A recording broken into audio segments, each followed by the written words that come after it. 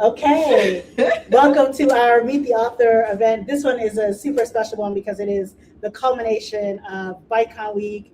And so we have one of our amazing BiteCon speakers, and she is telling us how we can go ahead and pitch and get our millions of dollars. Right. What's amazing is that she has written a book, really like a how-to book called Stories from the Pitch, based off of your own podcast, Right. Stories from the Pitch. So I would like to welcome Emonde M Prosper to JT Workspace and Meet the Author. Thank you so much for being here. Thank you, JT Workspace, for having me. It's so exciting. Shout out to JoJo for putting out the post that you guys needed speakers. Yes. Holla to JoJo. Holla to JoJo. And I came last year. JoJo invited us last year, a group of us, and we had such a great experience. So as soon as she put that post out, I said, oh no, I definitely have to join in. I was coming anyway. Yes. I was coming now anyway. You're an actual participant, not just an attendee. Right. I love that.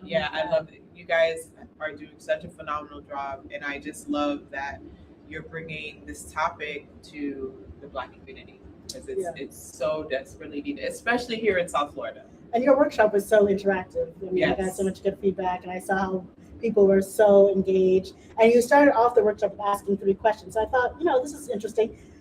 For our viewers, for people here in the audience, can you tell them what the 3 questions are so they can just start thinking about it? I know it's a networking thing, right? But it still might be helpful just to think about it as you're working through your business. Right. So the 3 questions, well, I'll give the background real quick. Yes. Which is, as I stated in the workshop, like, I hate networking events, right?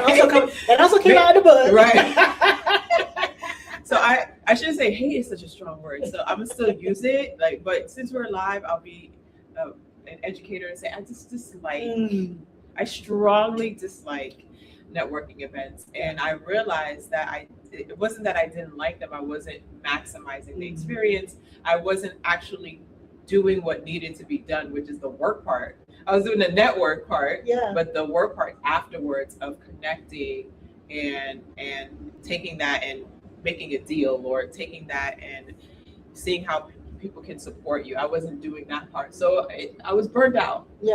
So that's the background of it. So actually, I'd like to just piggyback. We can stop for a second. I know I asked you a question, but I like also a dialogue. And there is a burnout to the networking, to always being on, to being social. It can take a lot out of you, right? And so we didn't talk too much about this, but how do you recharge? Like, how do you make sure that after you've done, and we'll talk a little bit about how networking has changed for you, as you mentioned in the book, but then how do you go home, recharge, and say, like, okay, now I got to go back out tomorrow for another event? So that's such an interesting question, because I'm actually an introvert. All my friends are like, whatever, right? I'm actually very, very shy. So it's, and as I stated, I'm a former educator. I'm also a spoken word artist. So by the way, there are a couple poems up in here. Right. Oh, yes. I had to. It's who I am. And so I had to.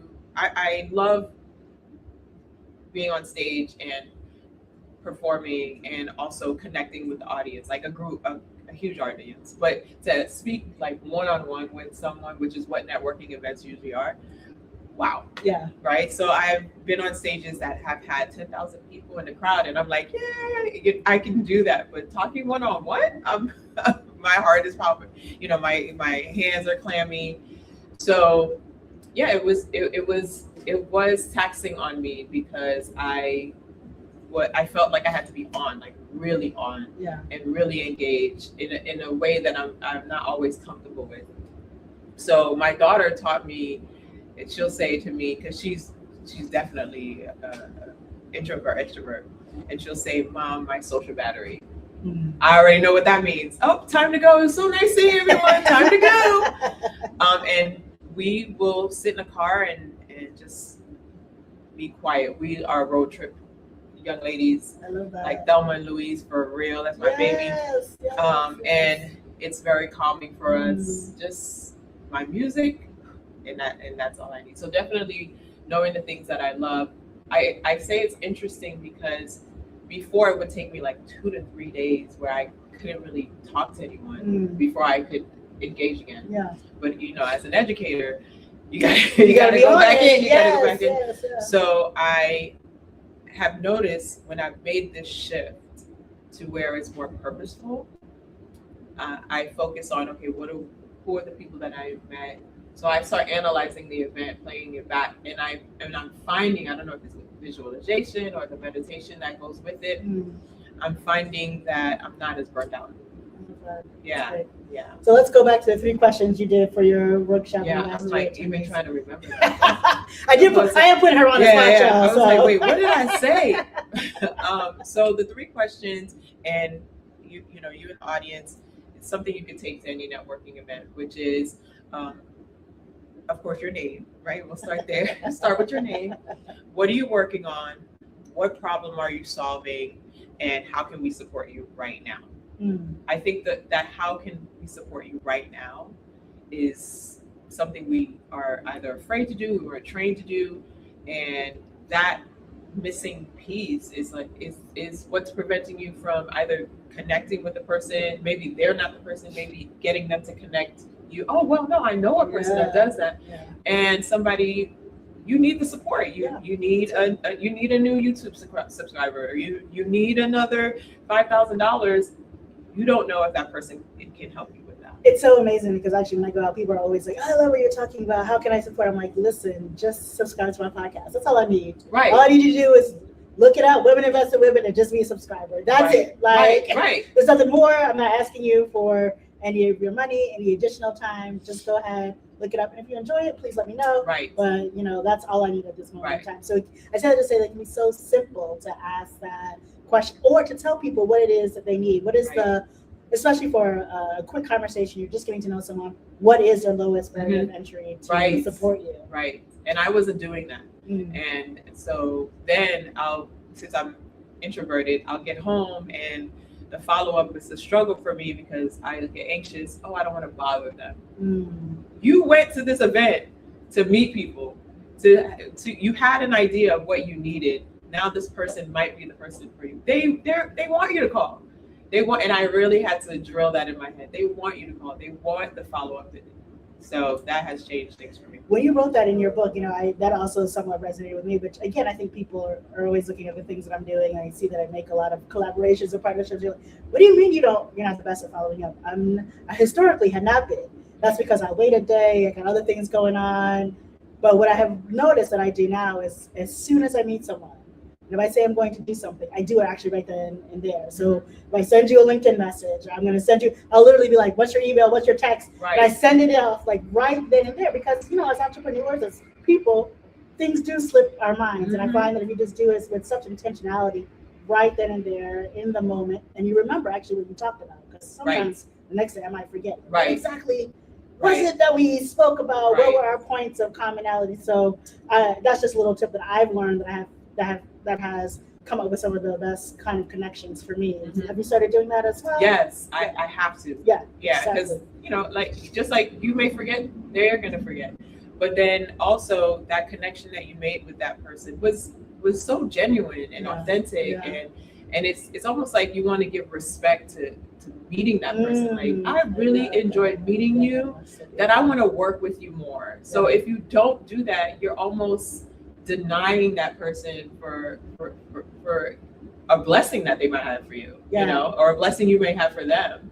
And I really, really did learn that. And that's why it's in the book, because when I went into this national competition, my frame of mind was not about networking or understanding what it was. So I had a lot of resistance. And there was a post that came up it was at InvestFest, which is, if people don't know, that's run by Earn Your Leisure, that financial podcast. And one of the owners, Rashad Bilal, put a post out that said, if you don't meet 10 people that you get $10,000 each from them, you missed the mark. And for me, I have to say this correctly. I knew I wasn't going to make $100,000 with 10 people, but that wasn't. I stopped and said, well, why? Why are you aren't going to do it? What's the mark that you're trying to hit? Are you being intentional when you get there? So honestly, I may have not gotten $100,000 from going to that event, but the ideas and the people that I work with, and now I'm sitting here with you in the book, you know what I mean? So I'm getting my $100,000, Yeah. So I had to understand that it was because I changed my framework. I love, so a lot of things that we're talking about are about intentionality, setting your intentions when you do something. And so you set an intention, or you're helping the reader set an intention when they read your book. You mentioned one, read with intention. Right. 2, reflect and reconnect. 3, actionable steps. 4, engage with community, which I really, really love. 5, set goals. 6, leverage the reflection pages. And so I highlighted 2 of these that I thought, these are the ones that it's just personally to me. Okay. To me. Of course. So 2, reflect and reconnect, and then 3, the actionable steps. Oftentimes when I put events together, people are always like, what is it that you want? What's the intention that you have from the attendees? And it's always about, well, what's the actionable step? What is the thing that they can leave our event, our interacting with me, interacting with you, interacting with this book, be like, I've got my actionable step that I can literally walk out and do the next second right after I finished reading this. Right. Obviously, reflection and reconnection is part of that, which I love. That after each chapter, you have actual reflection question and a way for people to reflect and guide. And so, talk to me a little bit about why you set those 6 steps up. And it feels like the reflection piece was super important to you as well. Yes. So, I would love to talk a little bit more about your thought process about making sure that each page had a reflection moment, or each chapter had a reflection moment. Right. I believe when you, first of all, you're a former educator as well, so that's why you picked up on those things, and as you would know, and you don't necessarily have to be in the classroom to know this, you read, and then there's other elements that you need in order for you to learn. So not just reading. So okay, what did I just read? Writing it down helps you, forces you to, okay, I just read this. This is what I learned from it. If you can't write anything down, you need to go back and read again, right? Yeah. So for me, it was like an assessment piece, right? Aesthetically, I love journals and books. And I think that's the I guess the author and the poet in me that loves journals and books. So just being able to reflect like that. And that whole reconnect is, like I said, it's an assessment for yourself. If you read this, what resonated with you, why, and what's the next thing you can do with it? Yeah. Like that was very, very much important, because I knew for me, I needed that. I needed to go to these pitch competitions, and something has to come out of them. And what I've learned is when I can replay the things that I did at whatever event it was, from a pitch competition or anything, I can go back and say, oh, okay, I remember this person said this. I remember this resonated with me. You know what? I can take this, and that reflection piece allows you to reimagine those things that you did, write them down, and you now can go back and say, okay, from this is what I can do with it. Yeah, I love that. Yeah, so they're all scaffold. Yeah. So the actionable steps is at the end for that reason. If you go through these elements, these 6 elements, you'll be able to do the actionable steps. So I wanted to, while you were talking, you were talking about writing, the actual physical writing, right? And a lot of us are typing nowadays, especially the younger generation. But I started incorporating a lot of journal writing even though I don't work with students full time any longer, but I do have a little consulting gig where I mentioned to you all that I work with students who are visually impaired. And so I have them write actually for 10 minutes. And one of the before we start into our lessons, and one of the reasons I have done that is because of brain science. So I'm gonna go a little factual if you guys don't mind. Really quickly. I am an intellectual, a sapio. Yes, I'm totally. So right now, neuroscience and brain science is like the thing that has me geeking out. Yes. Okay. Yeah. So we know, or we have now learned, that our brains are not fully formed until around age 25. Okay. And so you want to do the things that will make sure that your brain is nice and healthy during this time period. I tell the kids all the time, you're always on the video games. You're doing this. This is actually the time for you to be creating real connections. So I'm going to help you do this because on your own, you may not be doing this, which is fine. So we're going to write for 10 minutes. Why? Because it activates 7 parts of your brain. If you're typing, it only activates 1 or 2. Really? So if you write, you're actually activating 7 parts of your brain. And all you have to do is write 10 minutes a day, every day. So that's 70 minutes a week. So it's a little bit more than an hour's worth Right. of time to just write. So you're already in this. You're very excited. It's beautiful that you get to physically write. And I love that you mentioned that. I'm pretty sure someone may have noticed you said visually impaired, but can they see? It doesn't matter. It's still that brain connection. Yeah, so I'm glad that you brought up the visual. So some of them are actually completely blind, so they do have to actually more write. But that what we do, their prompts are like sort of reflective. So they'll do that, or then we'll work with their braille, et cetera, et cetera. So we do have to meet them where they are. Of course. But generally speaking, if you can write, and a lot of the students can, because there's a spectrum of visual impairment. It doesn't mean that they're completely blind. There's a spectrum. The majority of the kids can actually write. Yeah, so because I'm vision impaired. Oh, So in the morning when I do my journaling, I'm just writing, and then I can go back and I don't have lines, so I'm just writing. I'm like, I don't know what it's gonna look like when I put these contacts in, but I love it. I didn't want to. I knew how important it was. So, by the way, these are prescription sunglasses. They don't just look cool. These are prescriptions. Hey, because they do look cool. I don't know if I can see the boots. I've been like complimenting her on the I boots. don't know if I can kick them up really quick. Let me stop. Live. We're doing it live. Love it. Oh my goodness. And then your dress, your skirt is absolutely beautiful. Yes. So I love beautiful patterns on there. Gorgeous. But I want to talk also about this engage with community, because I think like entrepreneurship can oftentimes feel like isolation. Right. And you mentioned being a writer. I think writing can also feel like an isolated topic as well. And then with the advent of technology, there's a lot of people who feel that because we're so reliant on technology that we've become less connected to other humans. Mm-hmm. Can you just speak a little bit more around the importance, what a community means to you, and the importance that community has had as you've written this book on this entrepreneurial journey, etc.? Community is huge. That's how I'm here, because JoJo and I are part of an online financial community, and and we're both leaders within that community, and the conversations we have. Like I said, I'm here because of our community, because she put something out and we've been connecting, and so for me, community is huge. You definitely have to find what you need. I kind of prayed for a financial community, so that came about, and it's just amazing. The EYLU community has just been completely amazing.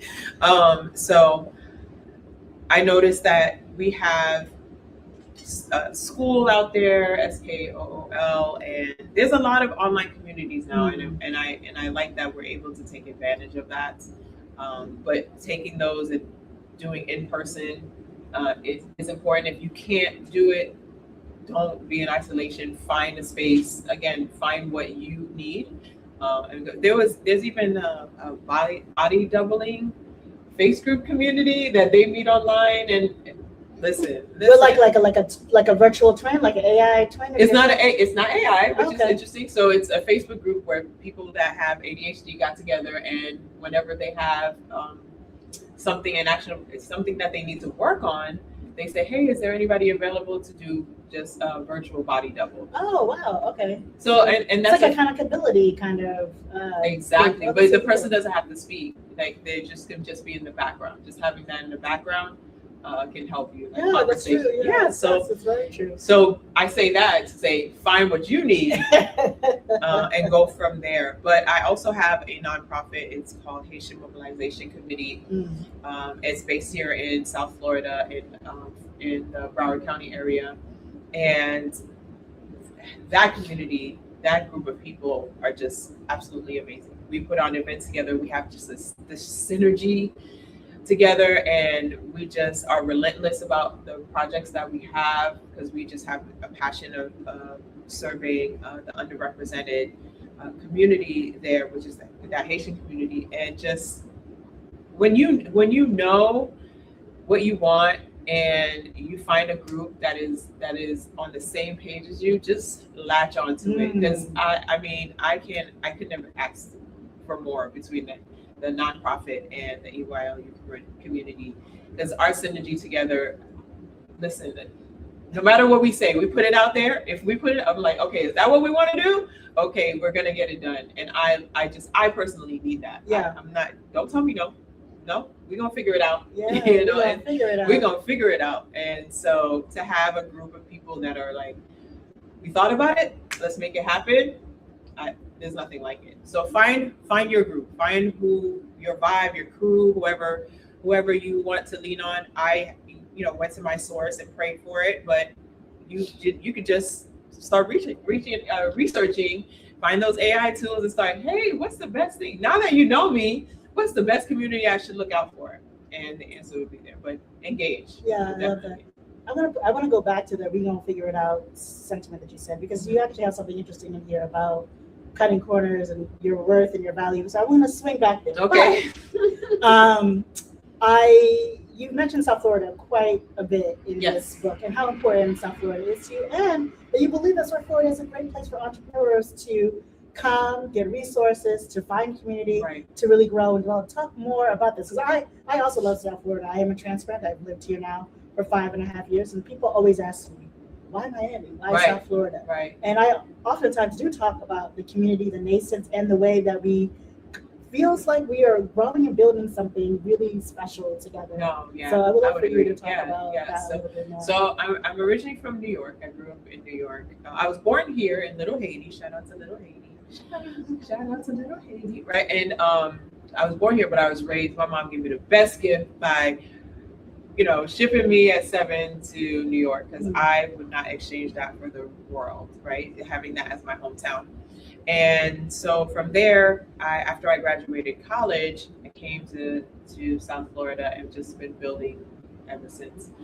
But what I've noticed is that as I'm traveling to different states, the space I travel the most is Atlanta, right? And so, Atlanta's the Black Mecca. We love that. But I noticed that as I'm traveling out, I'm noticing how much opportunities we have here in South Florida. So I know in New York, pitch competitions are just on, which I didn't even know that. But it's starting to grow here. But still, the small business sectors or the small business support is really, really in place here. I really know Broward County the most. So I started in the city of Lauderhill with Commissioner Melissa P. Dunn. I wanted to tell you, there's a little shout out to Commissioner Yes, Melissa. it is. Yes, there is. Because she used to host these business luncheons once a month at Duckanoo. And so I met so many people that actually are part of the Vicon family as attendees and just part of my larger South Florida community. So that's how I met Commissioner Melissa Dunn and found out about Lauderhill, because I'm more of a Miami-Dade gal. Yes, you are, and we love that. So I started learning about business and pitch competitions through her Lauderhill Shines program. And ever since I met her, she's just one of those people you just, this person needs to stay in my life. She's very special. Right. Very special. And so and it's clear that she cares about the community. She and the really business does. community. She really does. She cares about the community. She does care about the business community. She does very well with economic development. So, and she's an amazing marketer, amazing marketer. So from just being around her being a pseudo mentor, if I really am struggling with something, I do reach out to her and say, hey, what's your opinion on this? She supported our nonprofit very much so. So, and then I just watch her. I see the things that she does. I'm like, okay, this is, that woman is a powerhouse. Yeah. So which is another thing with a community, right? When you are around people like Commissioner Dunn, where they're just a force to be reckoned with, it causes you to be a force to be reckoned, because and it's not even a friendly competition or anything. You just feel like, I need to step up my game. Yeah. Right. Yeah. And so I gotta come correct. So sometimes when I'm around Commissioner Dunn, I gotta in Creole they say "Mete from Sue," like you gotta woman up and I'm learning so much Creole during this Vicon. Really? Bobby said a little something during his keynote. You talking to some Creole out here? Yes. Okay. Multiple languages. So right. So I have to step up the same thing. With JoJo being a part of this Vicon, I can't just come out here and just be looking crazy. I gotta represent. So, and community does that. We have really strong people around you. And so, as I worked with her more, I said, you know what? Let me venture out, and then I heard that New York does a lot of pitch competitions, and then when I went to Atlanta and saw the things that they were doing, but again, I was keeping up with just the different municipalities, and South Florida has a lot of business programs. So many. And the resources are free. And the resources are free. You can hop into weekly meetings with so many different organizations. I mean, it's actually fascinating. I'm from New York, New Jersey area as well. I just don't find that same type of support. No. And so to me, that says that you can come here and build, right? I know now they're starting to work on, like the city of Miramar is an amazing group of people there, starting to work on helping people scale their business. So, and that's the next step, right? If we're succeeding with everything, and then now I need to know, okay, I have some different information that I need. I'm not just a first time opening up a business anymore. Now I think I want to go and franchise. How do I do that? And so I'm noticing that they're opening up a little bit more, not just for those new businesses, but they're opening up opportunities to now scale, which that's going to take us very, very far. Right. And so, this part of the map, which gets ignored, you know, it does. The concerts, all this, we want Chris Brown to come down, you know what I mean? But they don't want to come all the way down to now they're going to Planetier left Colorado. Shout out to Colorado. I know my girl Just Jade is watching. Planetier left Colorado, and now they're in South Florida. So that says a lot. It does. Yeah. That says a lot. You know, what are we? The Bitcoin capital of the world, the financial capital of the world. That's not. So we're talking about digital currency. I just want to give a shout out to John Beaudry, who does run the Miami Digital Commission. He's my friend. So and then this is the important thing, right? We just said that these people who are politicians in other cities that we couldn't be that close to are people that we can connect with, who give us resources, who give us advice if we really need it, who we can say, this person is actually a friend of mine, you know, and that doesn't often happen in some of the bigger cities. Miami is a city, but it feels to a degree like a small town community in many ways, right?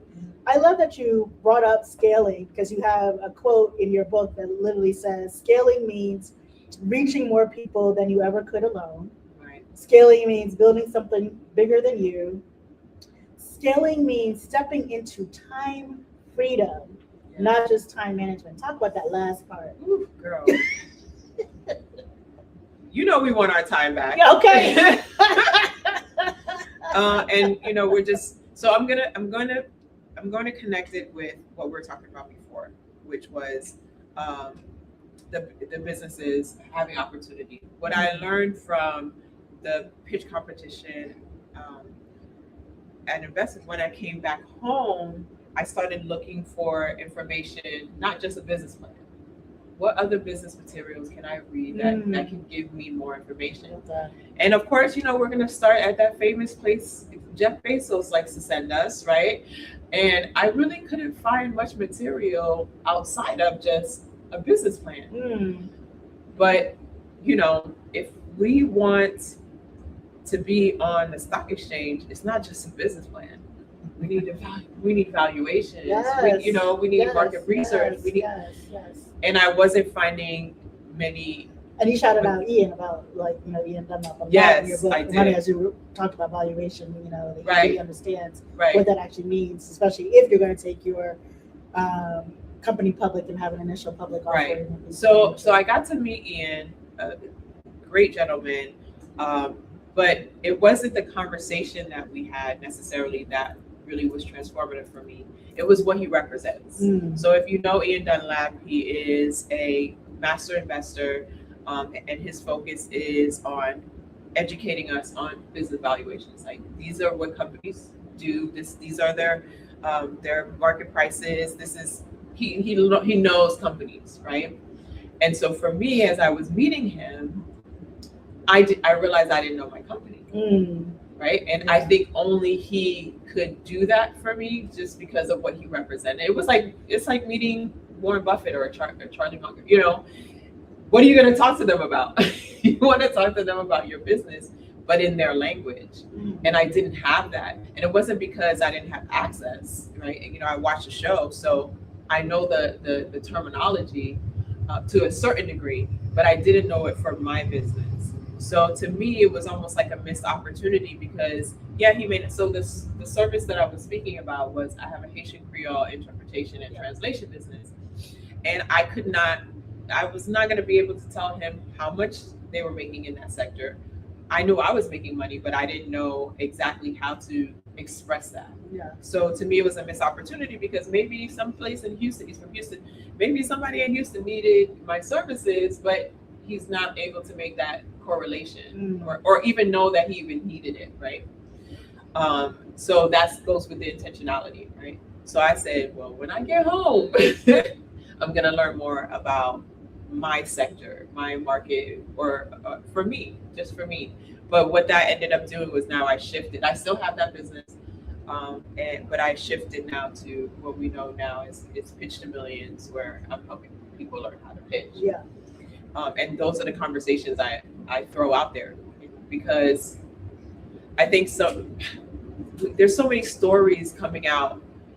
For instance, Blackwell, just recently came out that the NVIDIA system, that the largest system they have, they're calling it Blackwell in honor of Philip Blackwell, who was the African American that predicted AI, and they use a lot of his computing I was blown away by that, right? I didn't know that, but there's now so many people coming out with, oh, this Black person did this and this.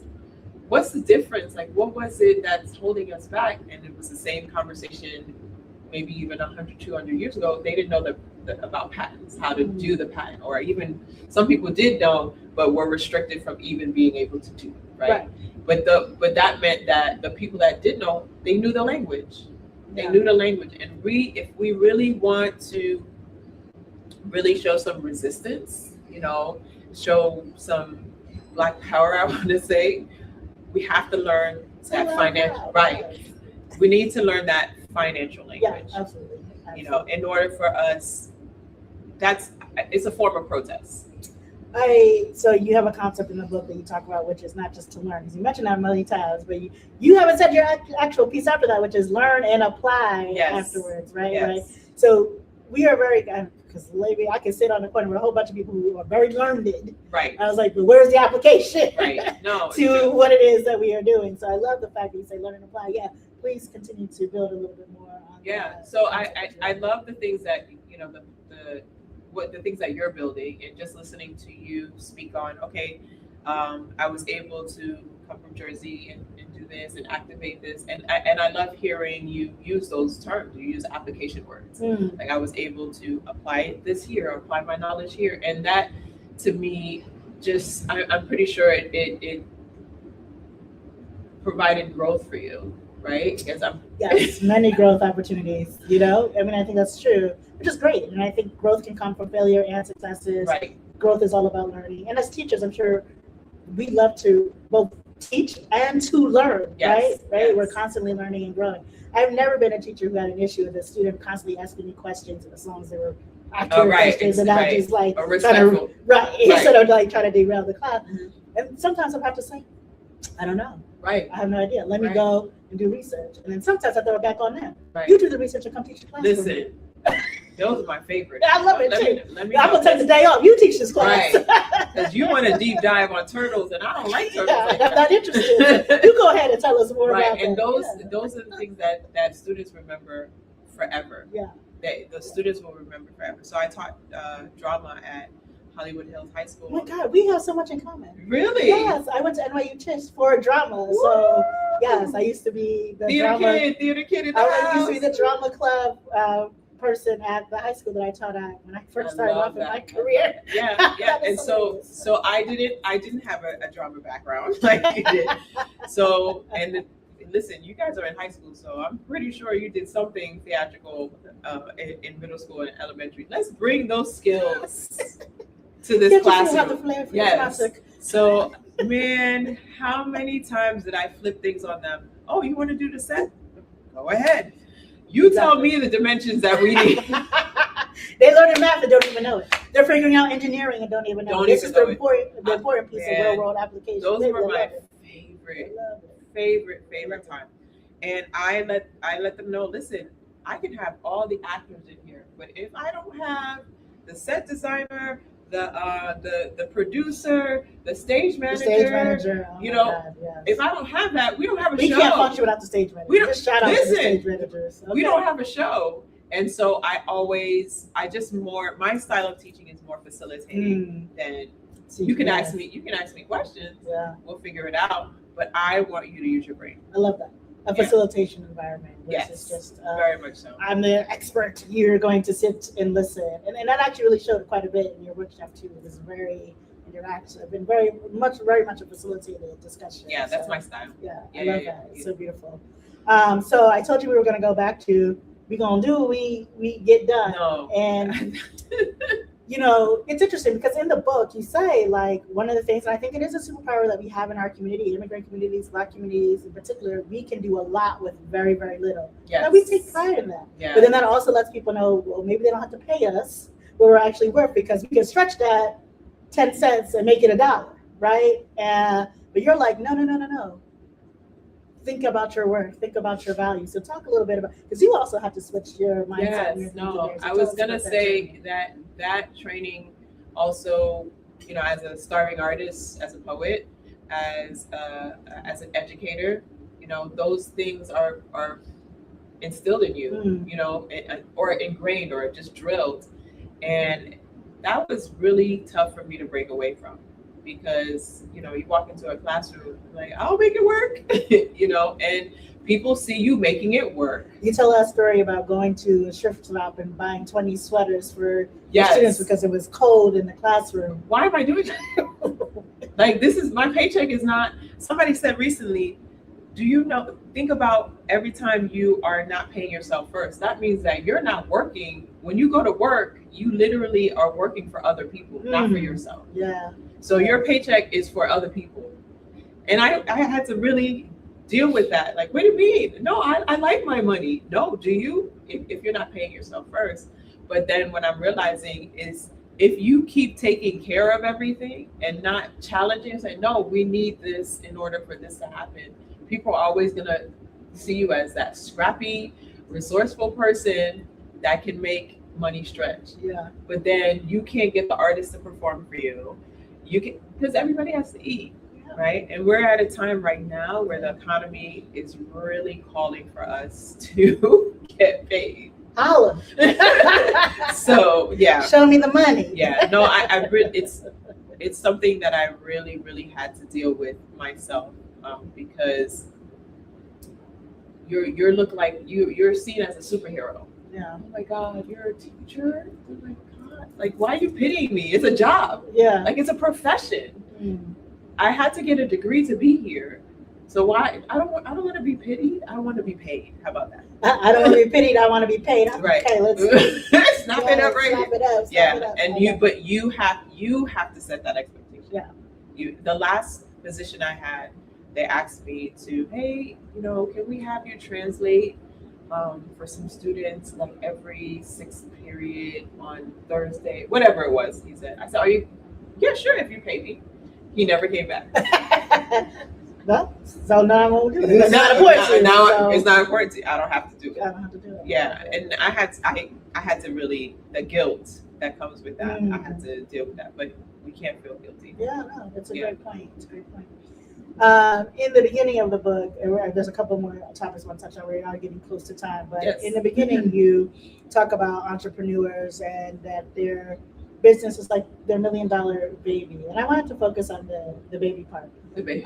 Yeah, so you're a mother, but yes. I'm not. And it's interesting because a lot of people are like, yes, but you've birthed businesses and you've birthed community. And someone started saying that to me a couple of years ago. And I'm like, that's interesting, true. But it's true. And so when you said the baby, you actually mentioned about, well, if you're a parent, you have to take care of yourself. And so I would love to hear a little bit more about that because there is a lot of, I'm not going to pretend like I know anything about what it's like to actually give physical birth to another living being. That's a whole nother story, right? But the creative process of coming up with an idea and then birthing it out into the world and just being like, now you're here, and it's its own kind of living entity that you're like trying to shape and mold, but how people interact with it is like, man. So you feel like a part of yourself just walking out here Yeah. Right? Like Yeah. literally just walking out in the world. So Yeah. I would love to hear from both you are a physical mother and also like the mother of these businesses. Right. Which is interesting. So I think we end up being in different stages in our lives, because if you asked me that question maybe even just 5 years ago, my response would be different than the response I'm giving to you right now, which is because my daughter's 19 now, and so she's not a baby to the world, right? She's still a baby to me. But it's interesting. I've had to let go, and she's transforming into her own person, and I have nothing to do with that necessarily. Well, of course, she comes to me, and whatever influence I had on her, and that sort of thing. But I had to let it go and let it grow into whatever she's gonna do with it, right? Yeah. And your business has to be like that too. Yeah. Right? Yeah. Like, what do you mean you want it to, what do you want? What do you mean you want my pet food to now include glycerin? Like, I don't. This is not what it is, and a lot of people have a problem with that, and I'm learning that I'm gonna have to let that go, because the ultimate goal of Pitch to Millions is to be able to have its own pitch competitions and be able to pay out money to business owners, right? Yeah. Some investors are going to want equity, right? And they are going to ask for suggestions of, hey, can we do this? And of course, hey, you're not going to do anything that's completely outlandish, but you have to give a little. Yeah. And that's really hard to do. And I think that especially within small business and especially within the Black community, it's going to be very hard for us to understand that we kind of have to give a little. Yeah. Right? Or it's also very hard for us to understand that we may have to sell our business. That's a whole nother topic, right? Because we talk bad about BET being sold. We talk bad about what do our staples? FUBU, right? Yeah. Rockefeller Records and Rockaware. Those things were sold. Yeah. Did Sean John? I feel like Sean John was even sold. I don't probably. know. I'm not sure, but we're probably not going to talk about him. We'll skip that one. We'll skip that one. But we'll edit that part. Bring that part up because I was at an event where I got to hear the founder of Carol's Daughter speak, and she talked a lot about the backlash of when she sold Carol. Now she has Carol's Daughter back in her possession, but she did talk quite a bit about the backlash that she received for selling Carol's Daughter. Also, the owners of Miele also talked about that a little bit when they went through, I think, one of the biggest beauty acquisitions that I've ever had. I can't remember who bought them now, but they were like, listen, first of all, as Black people, we literally have had one of the biggest acquisitions in the beauty industry, which is amazing because really the Black people, for the most part, right, undergird that economy, but we are not owners of much in that industry, especially not to the level of Miele. I think I'm pronouncing that correctly. Right. And which they said, I think it's a husband and wife team, they said, well, then now we've created, now with this money that we have, we've been able to create a fund where we now invest back into other Black-owned beauty brands. But they did say, like, we got so much backlash for selling our companies. It's no longer Black-owned, but they're like, yes, but this is the next step of what we are doing and how we're giving back to the community. And I think that, again, it's a mindset shift about trying to understand what exactly people are doing and understanding their actual impact in our community. So I love that you brought that up. Because we have to understand that all of that is part of business. Yeah. If we're going into business, which honestly, I think that Black people are the best business, minds out there, but we go back into language. Yeah. We haven't been exposed to that language. We're not exposed to the stages, the phases, because a lot of this is new to us in terms of merging and acquisition. That's right. But not necessarily doing business. Hey, we have the candy lady that we've always been buying from, right? But she didn't have 3 houses that she was selling candy out of, right? No, so true. So this is new to a lot of us, and I think I can safely say that. And it's growing pains. But now, that's why I said my response to you now than 5 years ago is because now I respect the fact that we can be a merger and acquisition, because that's really where it's I at. love that. I love that you bring in mergers and acquisitions. It's true. It's not often part of the dialogue when we're talking about business in our community, financial wellness, empowerment. We very rarely talk about mergers and acquisitions. Right. I'm glad we got a little touch, but y'all go ahead and do your research on that. Mm-hmm. So there is one other thing I want to talk about before I go into your poem real quick. Of course, I had all these notes and I'm drawing a quick little blank on what it was. So you know what? That's okay. Well, then can I talk about pitching? Like why? Thank why you. pitching? Okay, that was the point that I wanted to bring in. Hello, we're talking about pitching. And you make a point that pitching is not about boom. Thank you. You told me telepathically. I was just waiting. Yeah. Okay.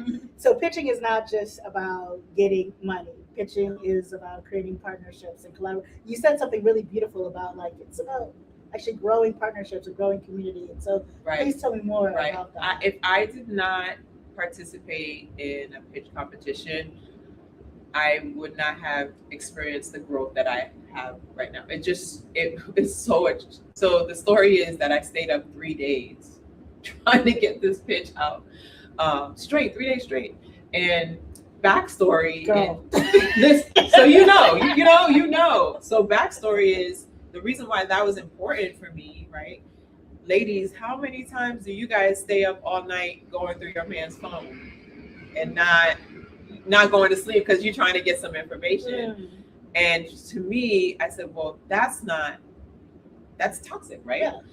But they are productive. Right. Yeah. The word is productive. Toxic just came into my head.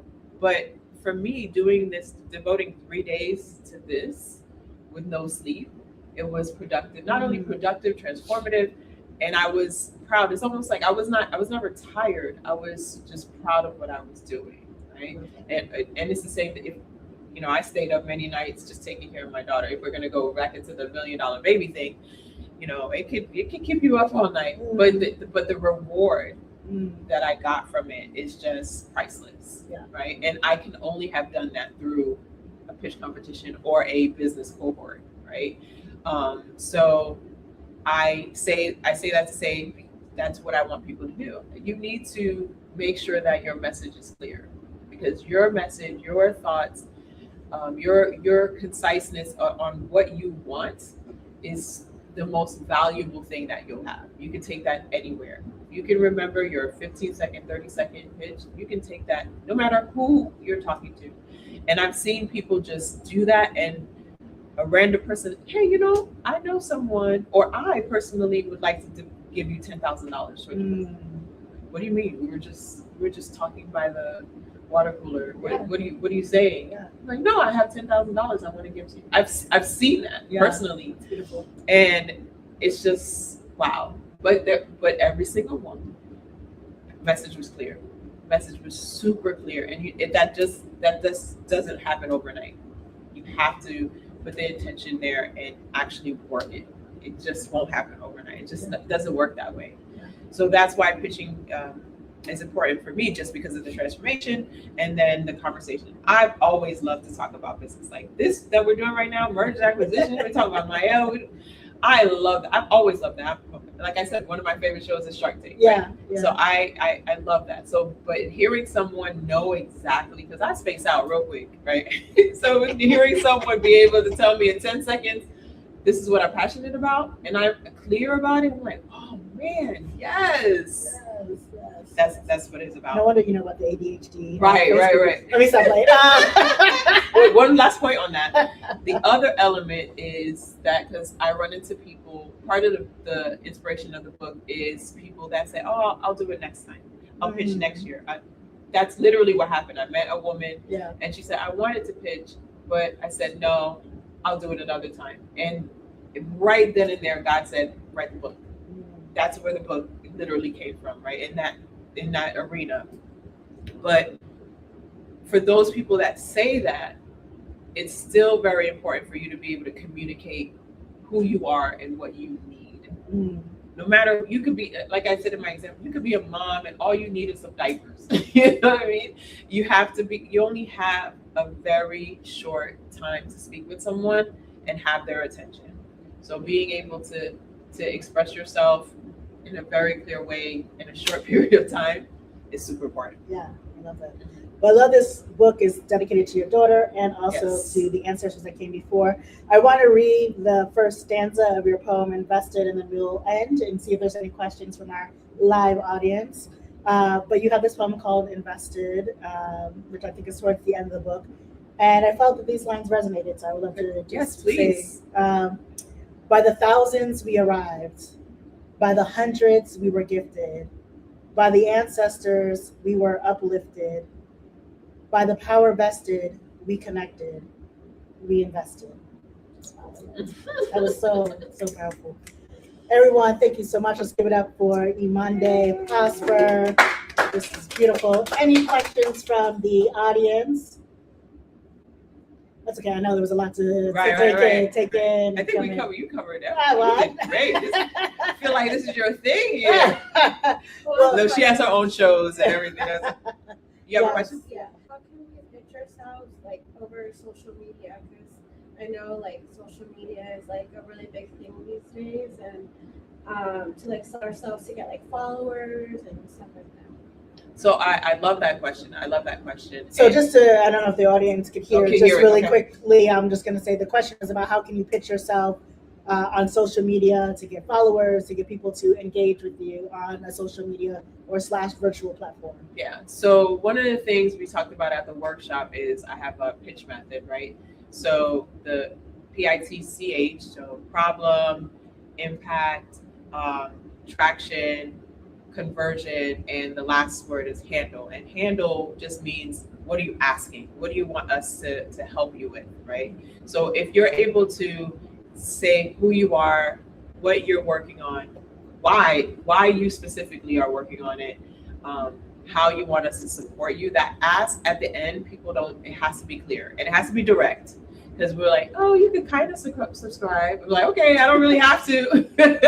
No, you have to be direct and be clear as to what you want. And like babies, I've learned this. Like babies, you have to say it specifically. Click here if you want help. Yeah. And people need that directive. Or if it's left to our own devices, we may or may not do it. So it doesn't necessarily even have to be that you have such a compelling message like Mr. Beast type of post, just by you at the end saying, this is what I need you to do, and I need you to do it now. Yeah. And saying that every time is how you can do it. How you can do it. Thank you. You're welcome. How Thank you for can that people keep in contact with you? Please follow me on Pitch to Millions on YouTube and also on Instagram. Those are my homes. And we find your book on Payhip. So payhip.com/pitch to millions, and my book is there. Awesome.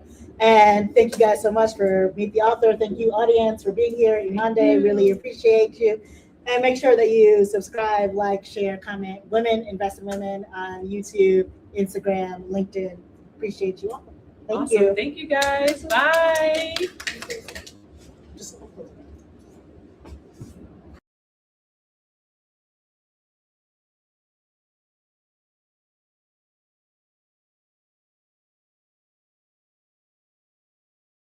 we actually closed out. I just wanted to get out this. I wanted to be out the stream myself. I'm streaming.